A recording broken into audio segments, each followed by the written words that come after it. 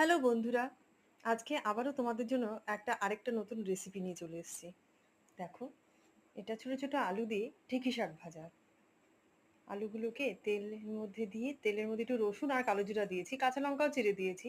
তাতে আলুগুলোকে ভালো করে ফ্রাই করে নেবো একটু। সাথে একটু লবণ হলুদও দিয়ে নেবো।